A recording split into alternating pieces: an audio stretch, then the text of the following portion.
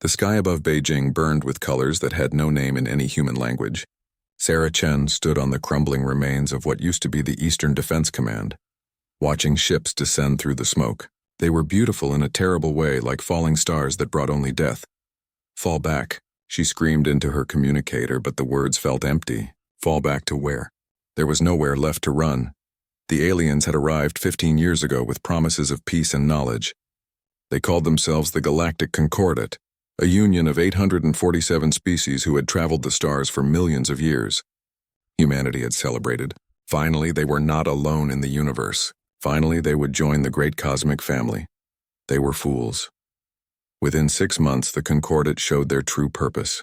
Humans were not friends or equals. Humans were livestock, strong bodies, quick minds, perfect slaves. Sarah remembered the day Earth surrendered. She remembered General Martinez eating his own gun rather than give the order. She remembered the president's face on every screen, tears running down his cheeks as he signed away humanity's freedom. What choice did they have? The alien weapons turned entire cities to glass. Their shields made human missiles bounce off like raindrops. The war lasted 3 months. The enslavement would last forever. Now Sarah stood in chains, her wrists bound with bands that shocked her if she moved too quickly. Around her, thousands of other humans waited in similar bonds. The aliens had divided Earth among 12 dominant species. Each claimed territories and populations like farmers dividing a field. A creature that looked like a walking mantis, 10 feet tall with 4 arms, approached Sarah's group. Its translator device spoke in flat, emotionless English. "You are property of the Vraxian Mining Consortium. You will work the deep colonies. You will obey. Resistance means death." Sarah said nothing. She had learned that lesson already. The scar on her back still burned where they had punished her for talking back. They loaded the humans onto transport ships. Sarah watched Earth shrink behind her, becoming a blue marble, then a dot, then nothing. She wondered if she would ever see it again. Probably not. The Vraxians worked their slaves until they dropped, then got new ones. The journey to Kepler 442b took 3 weeks in frozen sleep.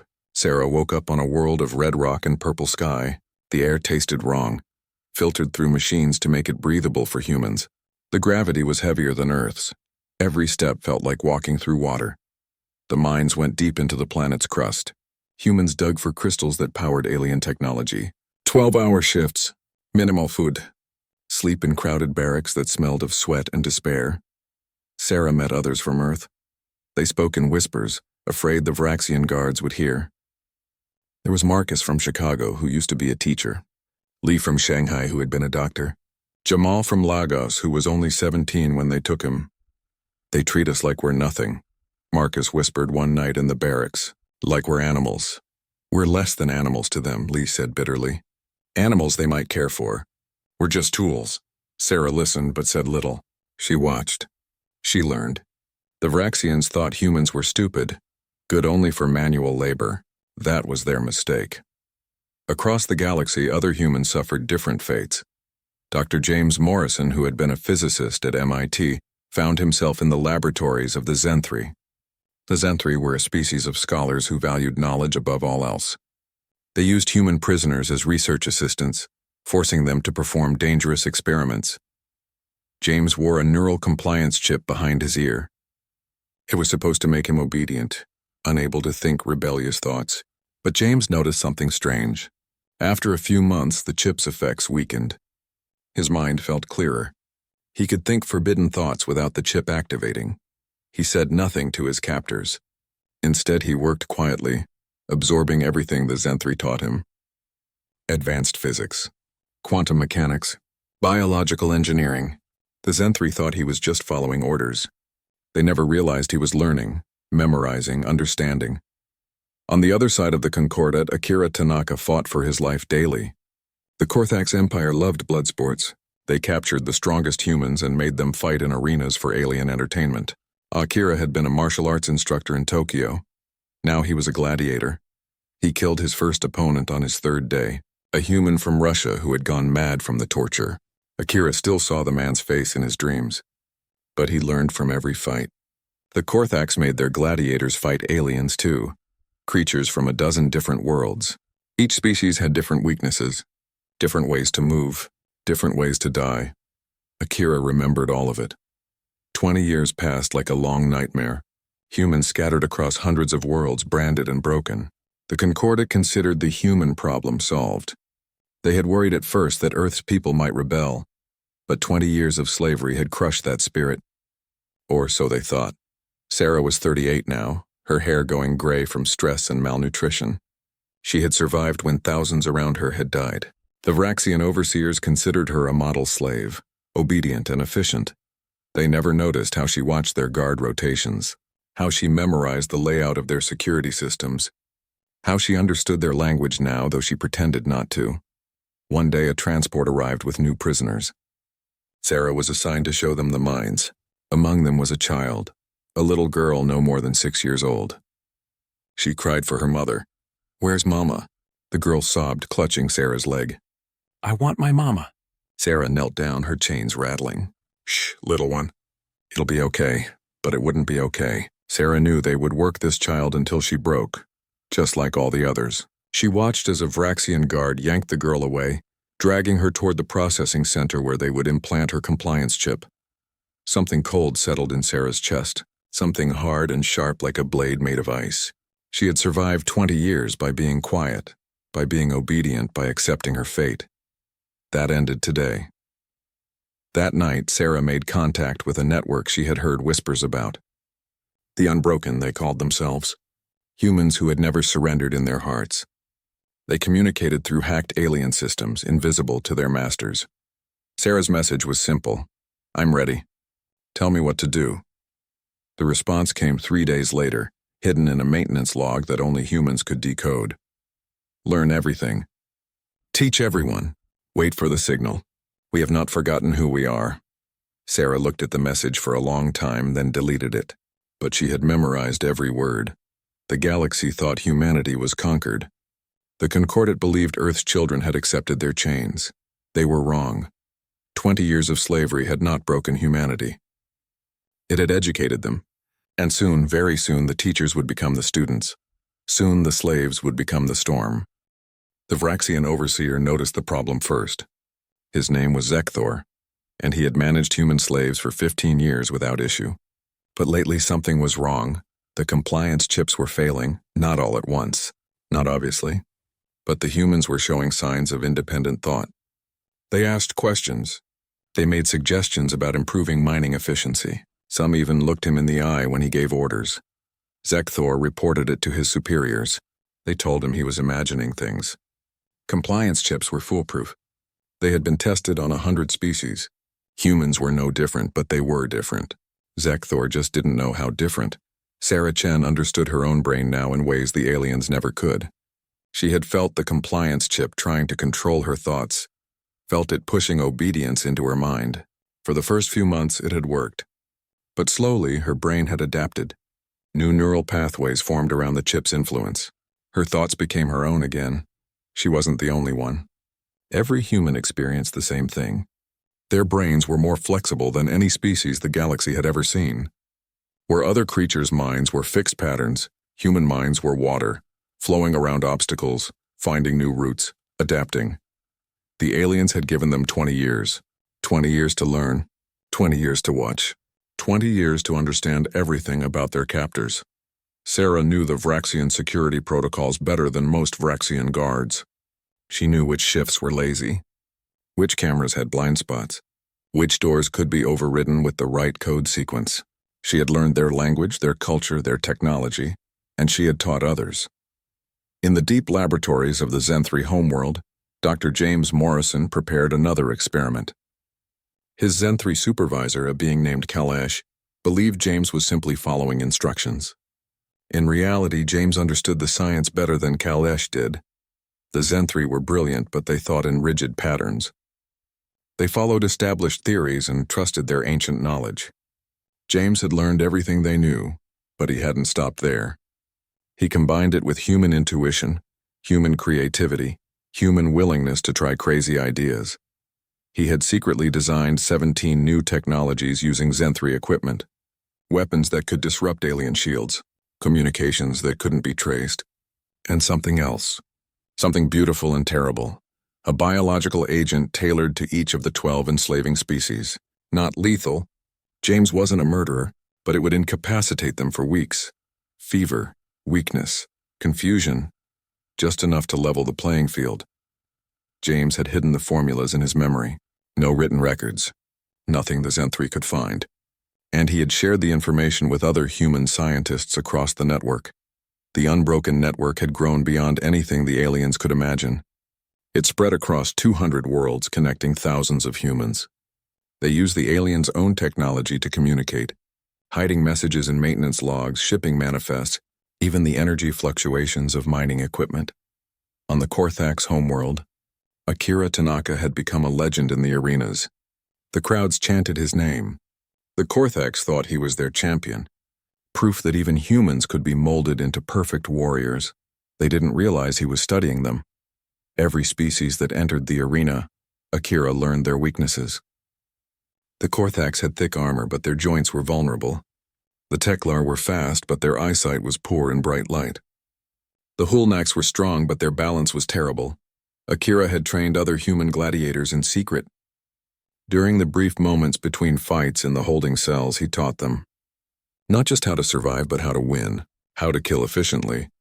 When the time comes, he told them in whispered conversations, we will not be alone, and we will not fight for their entertainment. We will fight for Earth. The time was coming soon. Sarah received the message on a cold morning in the 41st year after first contact, 20 years after the enslavement began. It was hidden in a power fluctuation that only humans would recognize as code. The galaxy thinks we are broken. Let us show them what broken humans can do. It was almost time. But first, one more atrocity.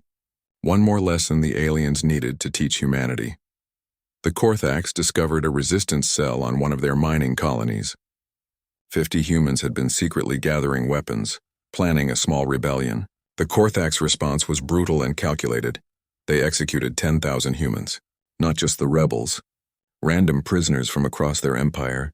They broadcast it on every frequency, made sure every human in the galaxy saw it. This is what rebellion costs, the Korthaks Emperor announced. Obey or watch your brothers and sisters die.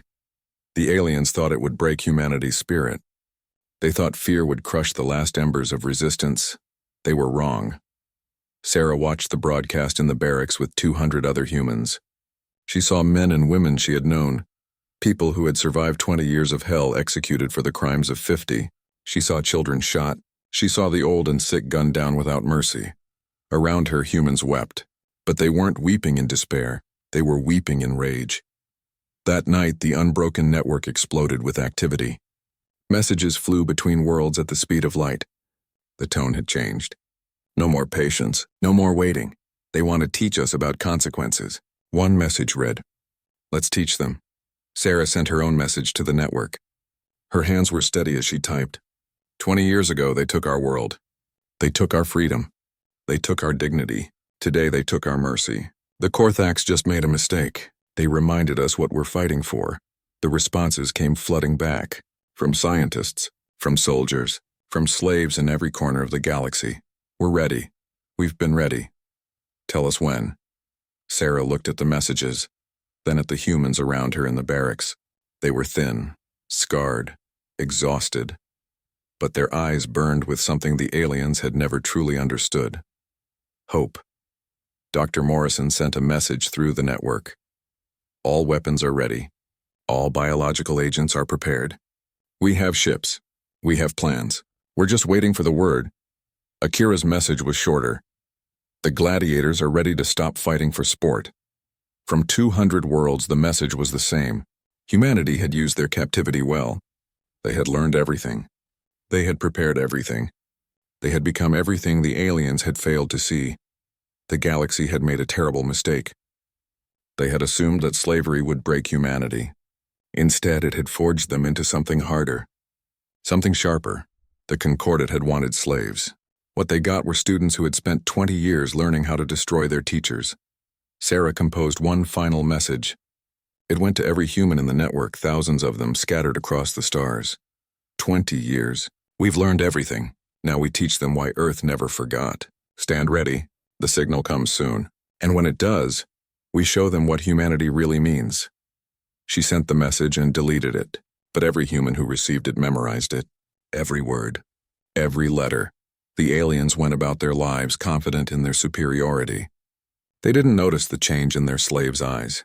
They didn't feel the tension building like a storm about to break. They had enslaved humanity expecting obedience.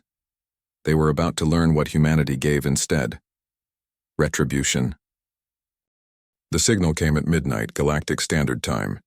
On 217 worlds across the Concordat, humans received the same message simultaneously. 3 words that changed everything. Take it back. Sarah Chen stood in the power distribution center of the Vraxian mining complex. She wasn't supposed to be there. But over 20 years she had learned every override code, every maintenance access tunnel, every blind spot in their security. She had also learned that the Vraxians, for all their technology, were creatures of habit. The night shift guards always took their break at the same time. Always. Sarah's hands moved quickly across the alien console. Years of watching, learning, memorizing. The Vraxians thought she was just a miner. They never knew she had been studying their systems with the focus of a master engineer. The power went out across the entire complex. In the sudden darkness, Sarah heard the Vraxians shouting in confusion. Emergency lights should have activated. They didn't. Sarah had made sure of that. All across the complex, humans moved with precision. They had rehearsed this in their minds 1,000 times. Every person knew their role. Every action was planned.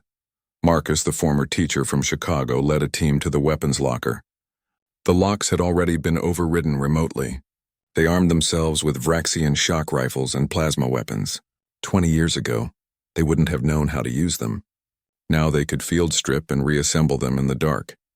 Lee, who had been a doctor, moved toward the medical center with a syringe filled with Dr. Morrison's biological agent. The Vraxian medical staff wouldn't know what hit them. Within hours they would be too sick to fight but alive. Humanity would not be monsters, even to their monsters. The uprising in the Kepler 442b complex was not unique. It was happening everywhere.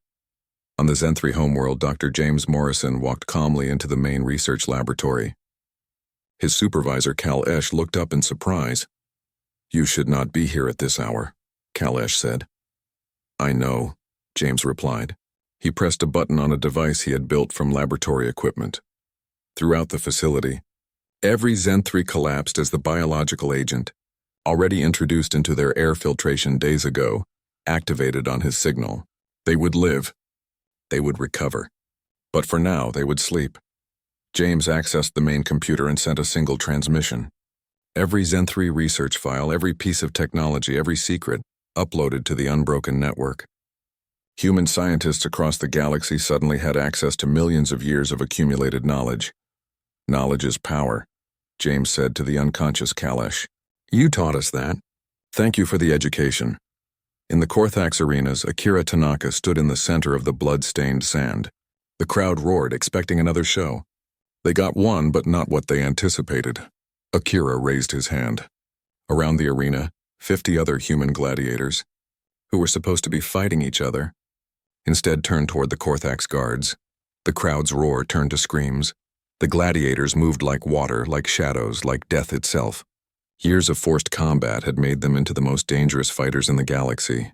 They had learned from every species, mastered every combat style. And unlike the aliens, humans could improvise.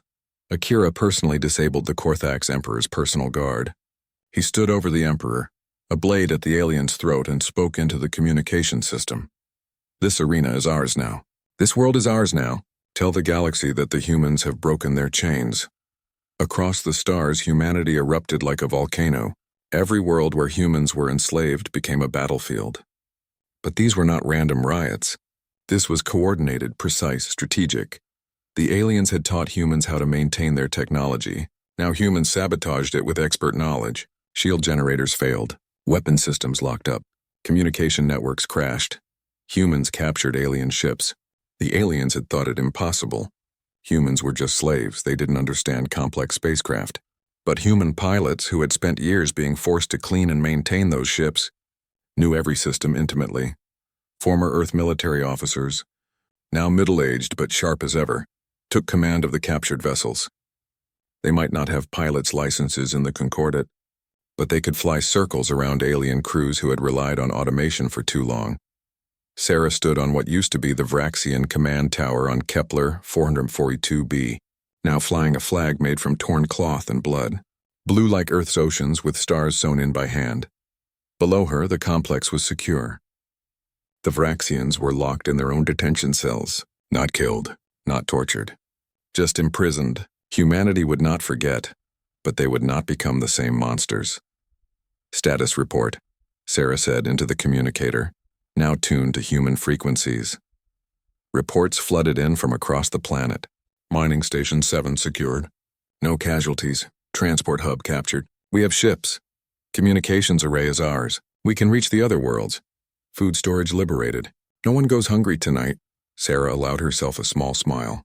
But the fight was just beginning. The Concordat met in emergency session. Representatives from 847 species screamed at each other in 100 languages. The human uprising had shocked them all. How is this possible? The Vraxian delegate demanded. The compliance chips failed, a Zenthri representative said coldly. The human brain is more adaptable than our models predicted. They evolved around our technology. They were watching us, the Korthax Emperor snarled, his throat still bandaged from where Akira's blade had been, learning, waiting. For 20 years they were planning this.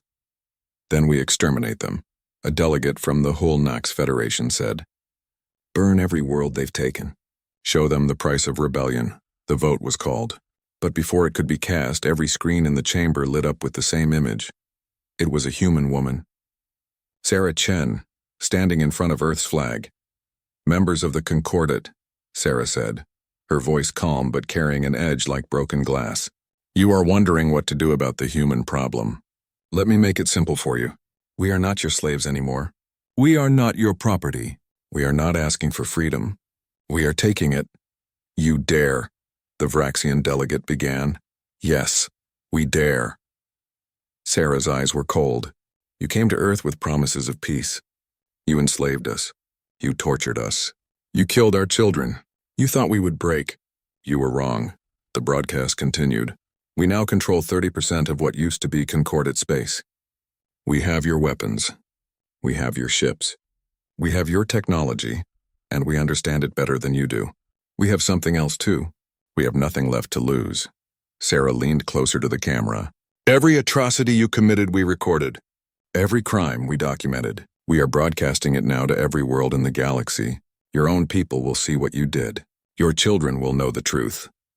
Across the Concordat, billions of aliens watched broadcasts of human suffering, executions, torture, children torn from parents, entire populations worked to death. Many aliens had not known. The governments had kept it secret, hidden. Now it was in the open. And many aliens were horrified. Some of you did not know, Sarah said. Some of you oppose this. To you we offer peace. Help us and we will remember you as friends. But to those who enslaved us, who profited from our pain, who laughed at our suffering, she paused, and when she spoke again, her voice was steel. We are coming for you, and we will teach you what 20 years of education bought us. We will teach you what happens when you enslave a species that refuses to forget. We will teach you why Earth remembers. The broadcast ended. In the Concordat chambers, silence fell. They had thought humans were conquered. They had thought 20 years was enough to break any spirit. They had thought wrong. The war had begun. And for the first time in galactic history, the Concordat was afraid. Not of weapons or technology. They were afraid of something simpler and more terrible. They were afraid of angry humans who had nothing left to lose in 20 years of lessons in how to hurt their teachers. The galaxy had enslaved humanity. Now humanity would teach the galaxy the price of that mistake. The war raged for 2 more years, and humanity was winning. Sarah Chen stood on the bridge of the Liberation, a Vraxian warship that humans had captured and renamed. Through the viewport, she watched another Concordat fleet retreat. They were running. They always ran now. Admiral, her tactical officer said. The word still felt strange. Sarah was an admiral now, commanding 50 ships and thousands of fighters. A slave had become a fleet commander in just 2 years. What is it, Marcus? Marcus, her old friend from the mining colony, pulled up a display. The Hulnax homeworld. They're requesting terms of surrender. Another one. That made 6 species that had fully surrendered, 14 more seeking negotiations. The Concordat was falling apart. Each species fled to their home systems, abandoning the empire they had built together. But Sarah felt no joy in the victories, because she had seen what winning was doing to humanity. The Teklar colony on Praxis 9 had surrendered 2 months ago. The Human Liberation Force, led by a former slave named Rodriguez, had accepted the surrender. Then they had executed the Teklar leadership anyway. All of them. Men, women, elders. Anyone who had held power during the enslavement. Sarah had ordered Rodriguez court-martialed. He had looked at her with dead eyes and said, "They killed my daughter in front of me." They laughed. "I want them to know what justice feels like." How could she argue? The Teklar had been cruel masters. But where did justice end and revenge begin? Accept their surrender, Sarah told Marcus. Send terms, full disarmament, war crime tribunals, reparations, the standard package. Some of the crew won't like it, Marcus said quietly. They want blood. We all want blood, Sarah replied. But we can't become them. We have to be better. Across the galaxy, humanity struggled with the same question. They had power now, real power. They could exterminate their former masters if they chose. Many wanted to. On the Zenthri homeworld, Dr. James Morrison worked in the same laboratory where he had once been a slave. But now he was free, and the Zenthri who remained were his assistants, helping him because they wanted to, not because they were forced. James had completed his greatest work, a device that could remotely shut down all alien faster-than-light drives. One button, and the entire Concordat would be trapped in their home systems. No escape, no trade, no communication. Isolated forever, he held the activation key in his hand. So much power in such a small thing. Would you really use it? Asked a voice behind him. James turned. It was Kalash, his former Zenthri supervisor. Kalash was old now, weak from the biological agent James had used during the uprising, but the Zenthri had chosen to stay to help. I don't know, James admitted. Part of me wants to. Part of me wants to watch them suffer the way we did. And the other part? The other part remembers that I'm a scientist. We're supposed to build, not destroy. James set the key down. We're supposed to be better than our worst impulses. That is wisdom, Kalash said. Wisdom your enslavers lacked. On the Korthax homeworld, Akira Tanaka faced a different kind of battle. The gladiator-turned-general commanded the human forces occupying the Korthax capital. His soldiers wanted blood. The Korthax had been the cruelest masters, the ones who had killed 10,000 humans just to make a point. Akira's own troops had discovered the mass graves, hundreds of thousands of humans, buried in unmarked pits. Worked to death, starved, executed. Now the Korthax cowered in their cities waiting for human vengeance. Lieutenant Park, one of Akira's officers, approached him. General, the men are asking permission to proceed with reprisals. The Korthax killed our people. They should pay. No, Akira said. Sir? I said no. Akira's voice was firm. We are not them. We will hold tribunals. War criminals will face justice, but we will not commit genocide. They deserve it. Maybe they do, Akira acknowledged, but we don't deserve to become monsters. That's what they wanted. They wanted to break us, turn us into animals. If we massacre them, they win. They prove we were always beasts. Park's face twisted with anger and grief. My sister died in those graves, sir. She was 15. Akira's expression softened. My brother died in the arenas. He was 13. I think about it every day. Every single day I want to make them pay. But Kenji wouldn't want me to become the thing that killed him. Your sister wouldn't want that for you either. The lieutenant walked away without saluting. Akira knew he was losing control of some of his troops. Revenge was a sickness, spreading through the ranks like a plague. Then came the discovery that changed everything. A human scouting party, investigating, a remote Concordat station, found something unexpected, a world called Haven 7. It was a Vraxian nursery world. No military, no government, just Vraxian families raising their children, farms, schools, peaceful communities. The scouting party commander sent a message to the human fleet. Target is defenseless.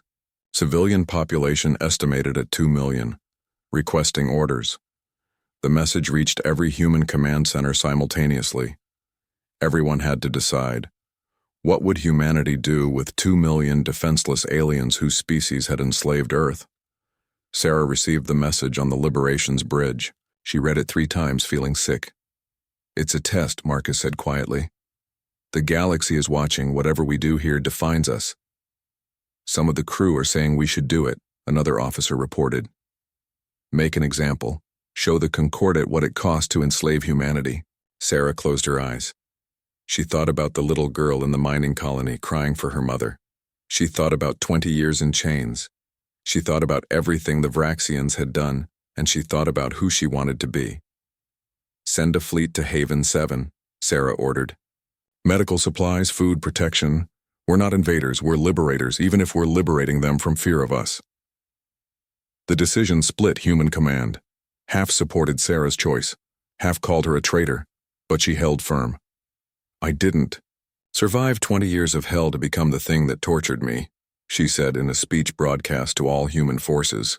"We are not revenge. We are justice. There's a difference." Not everyone agreed. Some human factions broke away, determined to punish every alien regardless of innocence or guilt. They called themselves Earth's Fury. Sarah called them lost souls who had let hate consume them.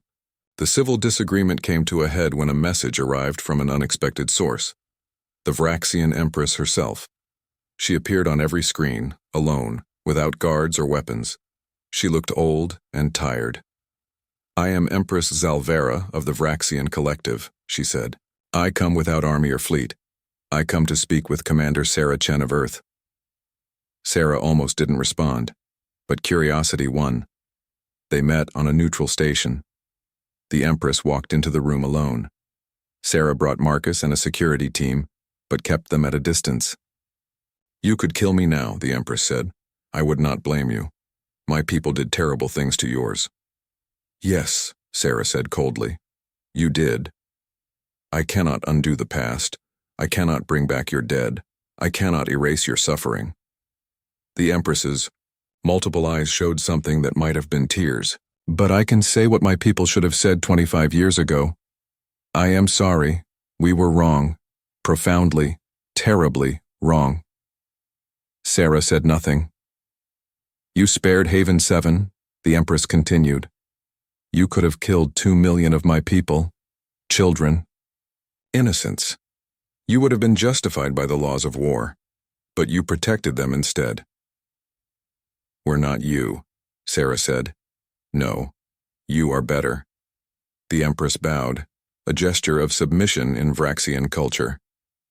"I propose full surrender, complete disarmament, whatever punishment you deem fit. But I ask one thing, one mercy. Judge us as individuals. Some Vraxians committed atrocities. Others opposed the slavery, but were powerless. Do not paint all of us with the same blood." Sarah looked at this alien, who had been Empress of one of the galaxy's most powerful species. Now she was just a tired old being asking for mercy. "We'll need to discuss this," Sarah said. "Of course, I will wait. I will wait as long as necessary." The Empress turned to leave, then paused. "Your species has a saying, I believe. An eye for an eye makes the whole world blind. We took your eyes. Please do not take ours. Not because we deserve mercy, but because you deserve to stay human." After the Empress left, Marcus spoke. "What do we do?" Sarah thought about the question that had haunted her for 2 years. "How do you win a war without losing yourself?" "We do something the Concordat never expected," she said finally. "We show them that being human means more than just surviving. It means staying human even when every instinct screams for revenge." Will everyone accept that? No. But it's who we need to be. The galaxy watched as humanity reached a crossroads. Power without wisdom led to tyranny. Strength without mercy led to monsters. Humanity had the power to destroy their enemies. The question was whether they had the wisdom not to. The station hung in neutral space, far from any sun.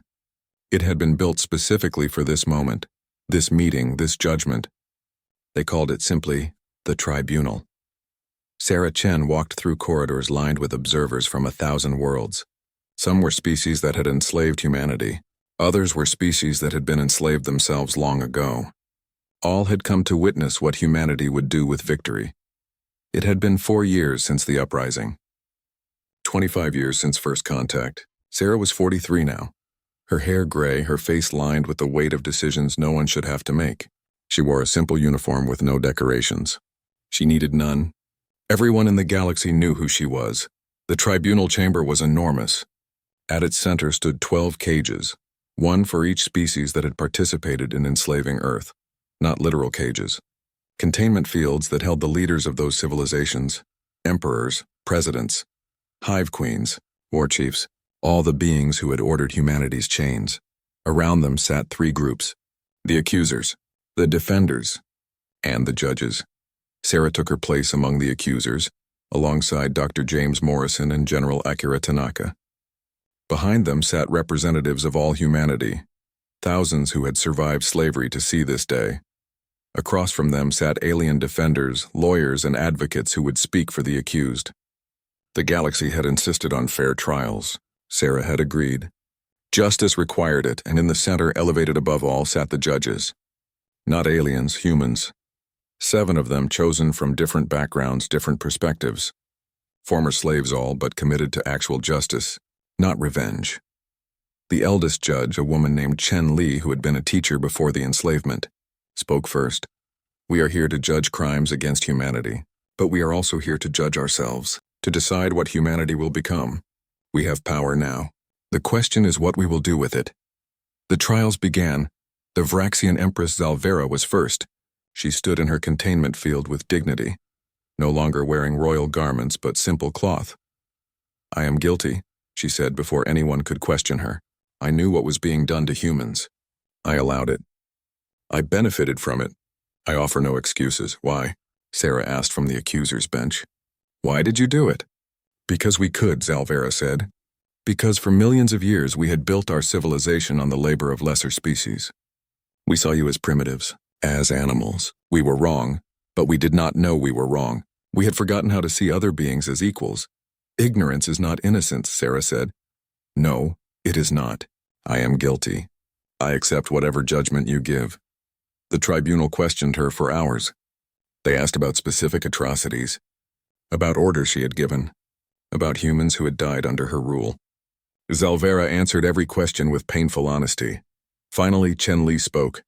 "Your honesty does not erase your crimes, but it matters. You will be sentenced, but you will live. You will spend the rest of your days working to repair what you broke. You will teach your people about their crimes.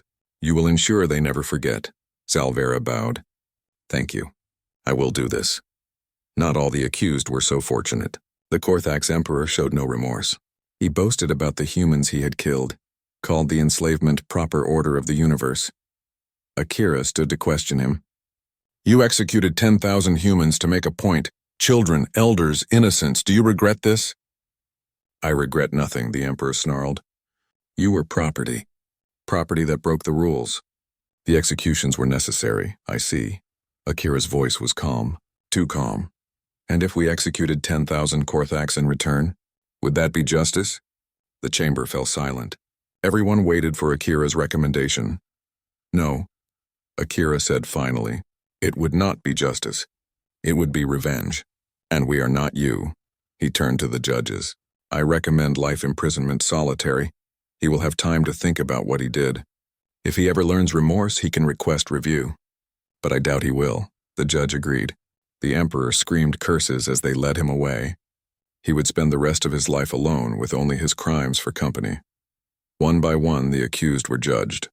Some, like the Empress, showed genuine remorse. Others remained defiant. The sentences varied: death for the worst, imprisonment for the unrepentant, rehabilitation for those who could learn. But the trial was not just for aliens. On the 3rd day, The judges called forward Commander Rodriguez. The human who had executed surrendered Teklar leaders, other humans who had committed atrocities in revenge.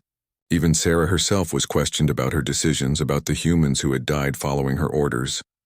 "We are not above judgment," Chen Li said. "If we claim to be better, we must prove it. Even humans who suffered can commit crimes." Rodriguez stood in the same chamber where the alien leaders had stood. He looked small, broken. "Did you execute surrendered prisoners?" The judge asked. "Yes." "Why?" "Because they killed my daughter." Rodriguez's voice cracked. "They made me watch." They laughed. "I wanted them to suffer.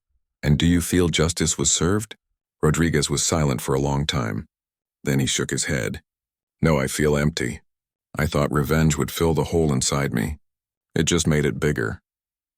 The judges sentenced Rodriguez to 10 years of community service, helping rebuild alien worlds that humans had damaged.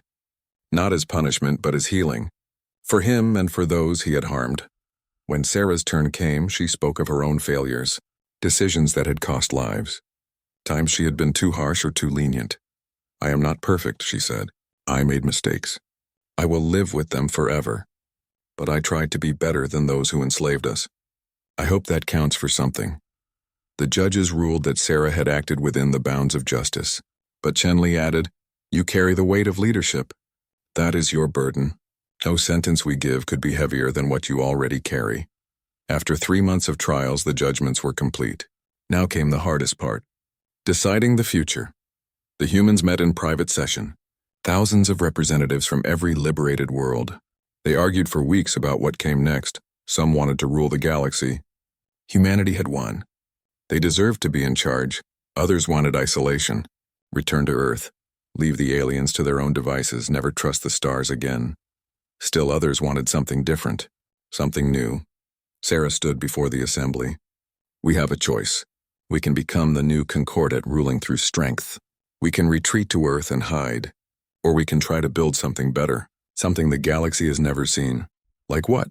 Someone shouted. "A real union. Not a Concordat built on slavery and dominance. A partnership built on respect and mutual benefit. Species working together because they choose to, not because they're forced to. They enslaved us. Why should we trust them?" "We shouldn't," Sarah said. "Not blindly. But some aliens fought against the slavery. Some were enslaved themselves by the same species that took us. And some, like Empress Zalvera, have genuinely changed. We verify, we watch. We maintain the strongest military in the galaxy, so no one ever tries this again. But we also give redemption a chance. The vote was close.